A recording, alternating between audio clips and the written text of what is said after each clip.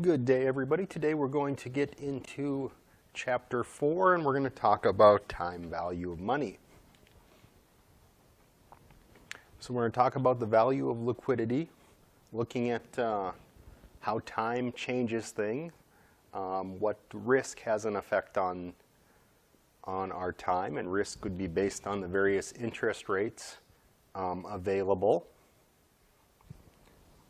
and what change that's going to have in our value over time as we evaluate different financial decisions. So our liquid wealth, liquidity, looking at how soon can we turn something to cash. So all our investments, all our purchases, they're going to have various risk factors. We've got various opportunity costs. We could have possible transaction costs that are going to affect how we can turn our stuff into cash.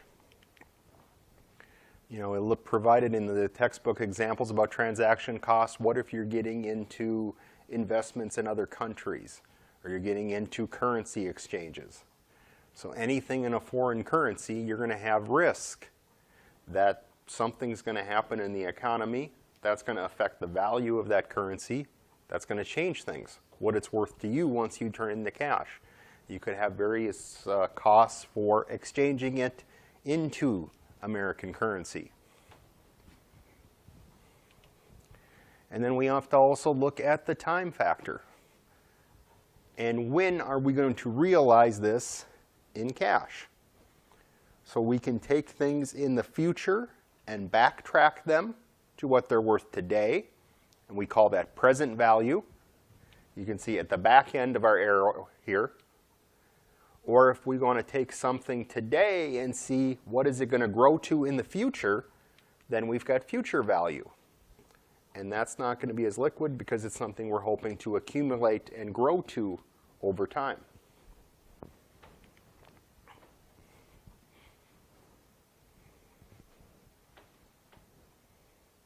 So if liquidity is always going to have value to us, we have the choice when we can take that money. The greater time period we have, the greater risk that we have as far as for our different things, our different investments, our different purchases, our different savings. So we're going to have risk, we're going to have opportunity costs that we could possibly miss out on if we don't have as liquid of cash flow. And that's also going to get discount things. So we call going back to present value discounting as opposed to growing to future value. So we're going to talk about the factors that are going to go into present value and future value. There's going to be a whole bunch of different formulas, and we're going to talk about the relationships of the items in there. I'm going to gloss over a lot of that because this is not a math class, and I do not expect you to memorize all those different formulas or even be able to use the formulas. We've got various tools that we can use for doing these calculations. So we got to know what do we have? What do we have now, or what are we going to have in the future? What's that cash flow going to be? When is it going to be? How long? And then also looking at what our possible rate is going to be over that time period. Whether that is going to be rate of return for an investment, and we rate of cost for interest, something like that. So first off, we've got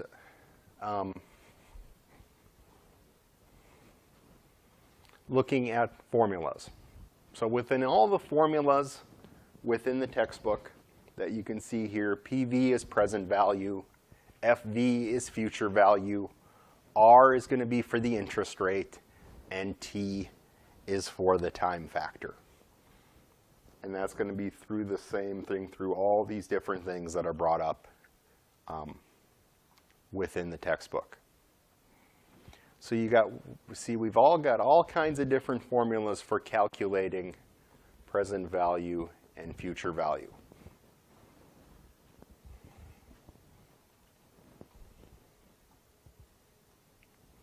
like I said, I'm going to gloss over all this different stuff.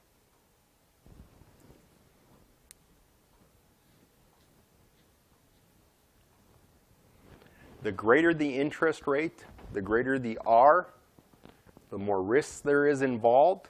That's going to affect the result that we get as far as with our calculation, whether we're looking at present value or future value.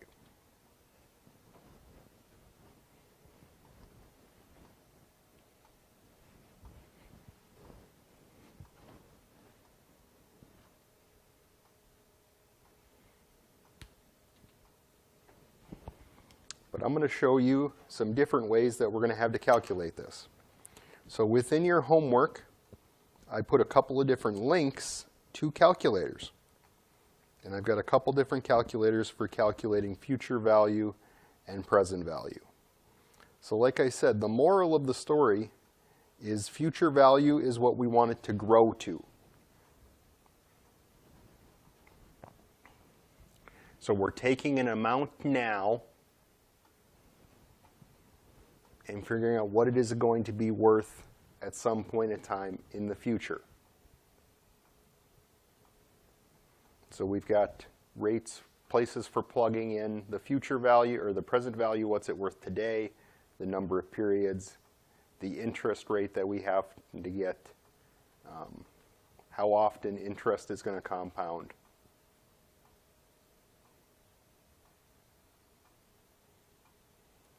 We've also got present value calculators.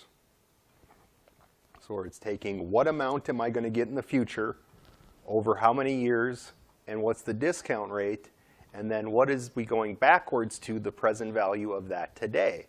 So for example, by this scenario, if I was going to get $100,000 in the 10 years in the future, and I've got a discount rate of 7%, that would be only worth $50,000 today. So if you see with like lottery winners,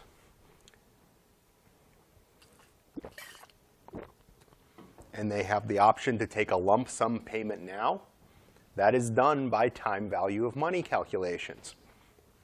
If you've seen the commercials for J.G. Wentworth and wanting to buy your future cash payments, this is what they're going to do the basis on that is time value of money calculations.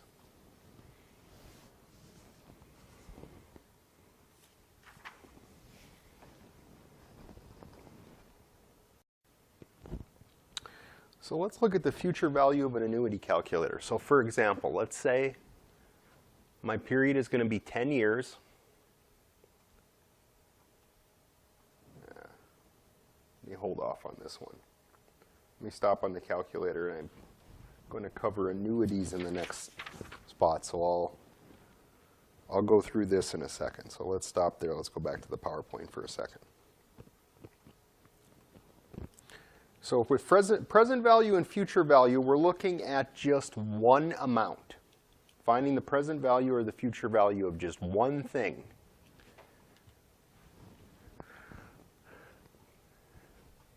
Another calculation we're going to have with present value and future value is going to be with an annuity. So we're going to talk about what an annuity is and what factors go into calculating present value and future value for an annuity. So an annuity is going to be a series of cash flows. Generally, each one is going to be the same amount. So we would look at a series of an amounts over time. You know, if we're thinking I want to put an amount into my retirement plan each year, every year for the next 25 years, we could find what that's going to grow to involving a certain rate of return. So we need to know what we're going to do in the future. What are those cash flows going to be? What is the interest rate we're going to be using? So what rate of return do we think we're going to get out of investing in the retirement plan? And once again, the variables are going to be the same. So looking at number of cash flows is going to be T. Rate of return is going to be R. and they're going to show us a whole bunch of different formulas that we can use for calculating that. So we can find the present value of an annuity, we can find the future value of an annuity. So taking a series of payments in the future, backtracking to what do we have to have invested today in order to receive those future payments. So if you're looking at it, you can invest in an annuity for your retirement if you give them a lump sum today, and that's present value. Or we can look at future value and say, what is something going to grow to? And I want to be able to save for my retirement. And then we just have more explanation of all these fun different formulas.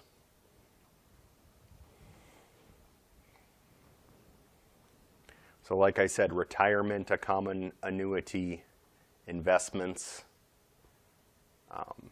You can also look at debt annuities. When you make your car payment, you're making the same payment every year. Student loans, same payment month after month. Mortgage, same payment month after month. They're going to do an annuity for those.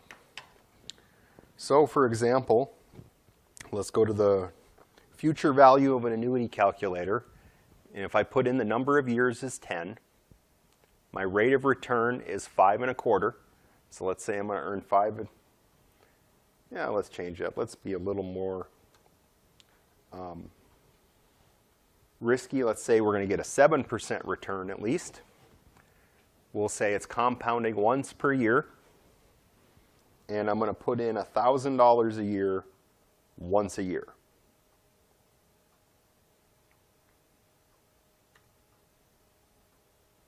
And then we just hit calculate. The future value of that annuity would be a little over $13,000. So if I put $1,000, so that $10,000 will grow to $13,000, almost $14,000 over the course of time. Let's beef those up. Let's say I want to put $4,000 a year away, and I'm going to do it for 35 years.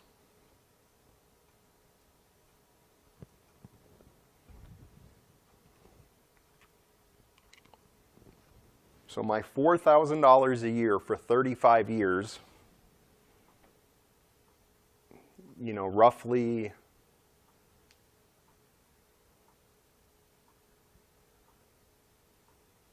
$140,000 that I'm going to put away, that is going to be worth over $500,000.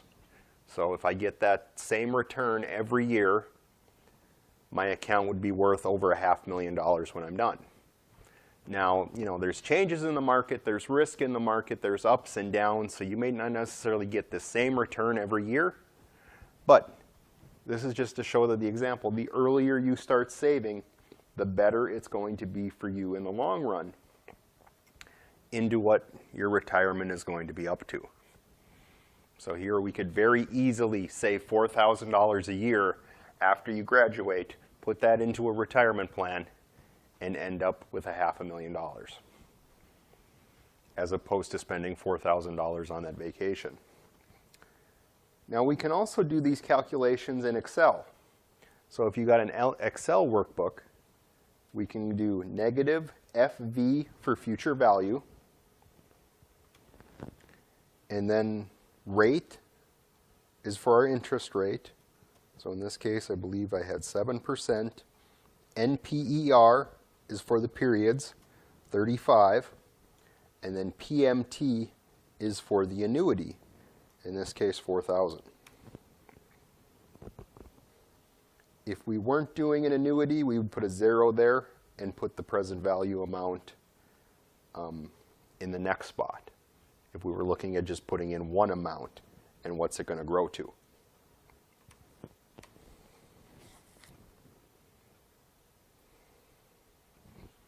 So you see we get the same result as our calculator on the web. And the calculator on the web's got a few different little more things.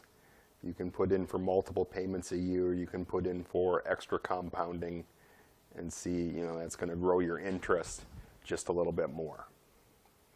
So we've got a few different ways that we can use to go about in doing these analyses and calculating these things without using all those fun math formulas for the textbook.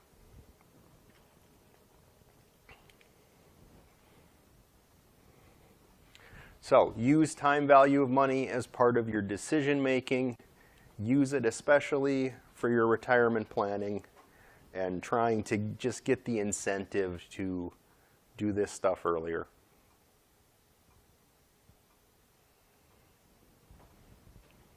So we've got all the terms and everything throughout the calculations. Use the tools that we have there for you. Use Excel, use the calculators, and be able to do this.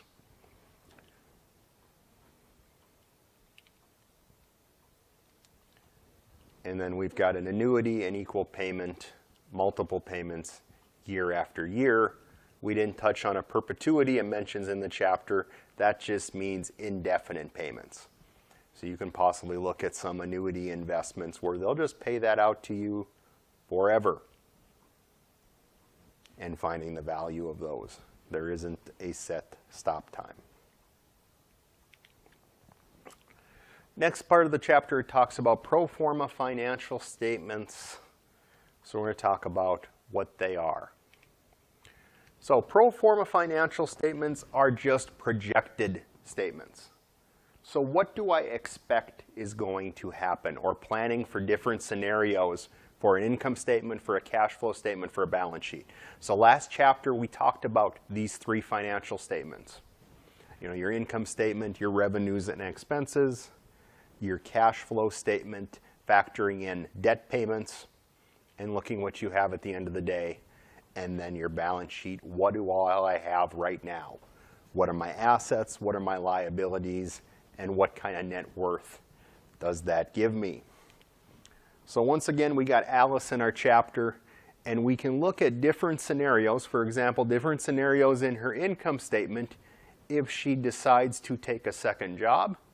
And it also was factoring in and talked a lot about her going to Vegas and what happens if she goes to Vegas and she wins, and she goes to Vegas and she loses. So we can look at then the effect of those on our income statement. And we can plot out those series of possibilities. So obviously, she's going to have a little more income with that second job. That's going to lead to more taxes, but then a higher disposable income that she can use to cover her expenses, and then hopefully have left over to then save, put towards retirement, put towards paying off her debt payments. And then she can take on, if I go to Vegas and I do well, then I got even more net income. Or if I go to Vegas and it does not go to well, now I'm in trouble and I'm filing for bankruptcy. And then it sucks to be Alice. So we've got a couple of those examples. And then once we're looking at, on a cash flow basis, we're factoring in those debt payments. We're factoring in taking out a loan to go to Vegas and losing all that money. And then what does she have at the end of the day? You can see under the second scenario, she's taking a second job. Net cash flow, she's not coming up a lot better, but look at that, she's making a very large dent in her student loan payments and paying off over a third of them. So she can take that second job, have that extra inflow, use it to get out of debt sooner. So another option that you have, you know, very popular is the gig economy these days. You know, doing things on the side, whether it be LuLaRoe or Mary Kay or, you know, those things, those type of vendor businesses, driving for Uber, you know, all those kinds of things to bring in extra money. Like I mentioned before, and I'll probably mention throughout the classes, I do taxes on the side. All that extra income I can then use to cover shortfalls when my expenses are greater than my income, or I can use to pay on my debt and get out of debt sooner and pay off my student loans and all that fun stuff. that I have, just like you guys are going to have one day, or currently already have. So you can use pro forma financial statements, you can make projections, and use them as part of your financial decision making as well. Go through different scenarios. Look at, taking a second job, if you can use the money off of that to get yourself out of debt and to get ahead on some of these financial issues. So that is chapter 4. Take a look at the homework questions and let me know if there's anything I can do for you. Thanks.